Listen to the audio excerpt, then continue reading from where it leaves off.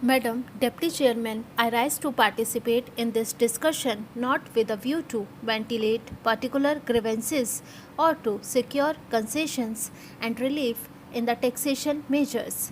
I am one of these who believe that there is no justification for additional taxation unless the conditions laid down by the Taxation Inquiry Commission are complied with.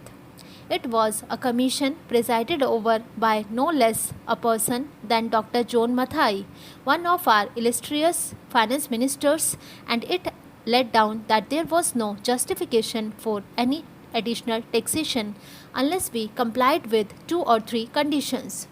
One condition was that whatever tax was realized was being properly spent, that there was no wastage or superfluous expenditure being incurred. The Commission had pointed out that out of every rupee that was being raised by the government, 60 paise were being spent on administration and about 20 paise were being spent on social services including education etc.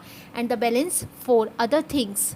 Another was that whatever tax was being imposed should be realized before we brought out measures for fresh taxation. They also had suggested that there was sufficient room for economy in all the ministries and departments and effective steps should be taken forthwith to enforce the maximum possible economy in government expenditure. Now we have before us this audit report for 1961 to 62 which was presented to the Lok Sabha on the 6th June and which came to my hands last night and I have not been able to study it. I find that during the last 5 years we have imposed additional taxation and at the same time our revenue expenditure has gone up by about rupees 42 crores. So on the one hand we say that we are raising this money, these taxes for the implementation of the plan and for that reason every chief minister and ministers go about saying that we want money for the implementation of the plan. But what are the facts? We find that the money that has been raised is being used for administrative purposes. So it is not correct to say that. On the other hand, it is not proper because you must know that no plan, however well balanced and well thought out it may be, can be implemented in a democratic setup unless you can enthuse the people. We have been depending either on foreign aid or on indirect taxation or deficit financing, and more than once I have pointed out that these measures will not help to enthuse the people, and unless the people are enthused we will not have any successful results so far as planning is concerned. Now it is necessary, it is time that we should take stock of the situation, for we have had 14 years of freedom and 12 years of democratic rule and of planned economy. What are the results? I am not one of those who minimize our achievements. We have had some achievements which are remarkable, of which we can be proud. We have had 3 general elections and we can be proud of all this. But it is equally true that the expectations of the people remains mostly unfulfilled. They remain unrealized. What are the expectations of the people?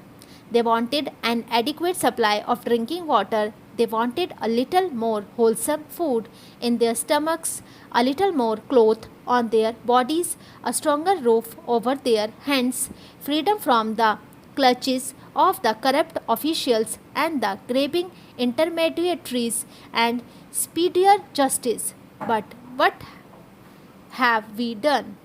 Have we been able to satisfy those expectations? I can say no. Even in the third 5-year plan, we find that all the villages have not been provided with adequate supply of drinking water. And as for food, only the other day the finance minister himself admitted in the other house that there was adulteration of food stuffs all round. Not only that, a former health minister admitted in this house that it was different to get any article of food unadulterated. then what is the use of talking about pure food articles and of other health facilities when the people are getting articles which are as good as poison? They are injuries to health. The other day, the finance minister is reported to have said that the taxation proposals did not affect the common man because he needed only coarse cloth and ordinary food. During the last 5 years, we have raised rupees 424 crores more. Including the taxation measures this year, the increase in revenue will be about 75%. Since 1956, we have raised additional taxation to the tune of 75%, and during the 5 years preceding this year, the revenue expenditure has gone up by 85%. I would like to know how much of this amount has gone towards developmental expenditure and towards social services. Mr. Vice Chairman, sir, it was felt for a long time that the Limitation Act of 1908, which had certain amendments, deserved a reconsideration in all its aspects. With this object in view, not only regarding this act but regarding all the acts that are at present in force after independence, we appointed a law commission to revive all our laws. Sir, the law commission went into this matter in very great detail and referring to certain basic principles that have been adopted and certain amendments that have been suggested by the Commission of Revision appointed in the United Kingdom. They have gone through the whole enactment and suggested certain modifications not only in sections but also in articles. I am very glad that the Law Ministry has brought forward the bill on the basis, as the Deputy Law Minister has pointed out, that they have not followed the recommendations of the Law Commission, but in general they have adopted the recommendations of the Law Commission in most of its aspects. Sir, as the matter is to be entrusted to the joint committee of both the houses, it will have the benefit of the deliberations of all those members who are in the select committee, and so generally speaking, neither is this the occasion nor the practice to go into details, but we can just suggest certain general matters so that the select committee may take them into consideration while deliberating in detail on the different provisions of this bill. Sir, in view of my experience as a lawyer, I feel that the levy of limitation is a procedural matter except in certain sections where it confers definite rights on account of possession or certain other matters. We have to see that the matters that are disputed or are under litigation are disposed of in as short a period as possible. The trend everywhere is that the people should not be kept in suspense either before litigation or after litigation. So, my humble suggestion to the members of the Select Committee will be to see that the course of litigation is as much circumscribed, as much reduced as is possible in consonance with the basic principle of fairness, justice, and equity. To substantiate what I am submitting, I would give an example and the members of the Select Committee to go into details of the Law Commission report.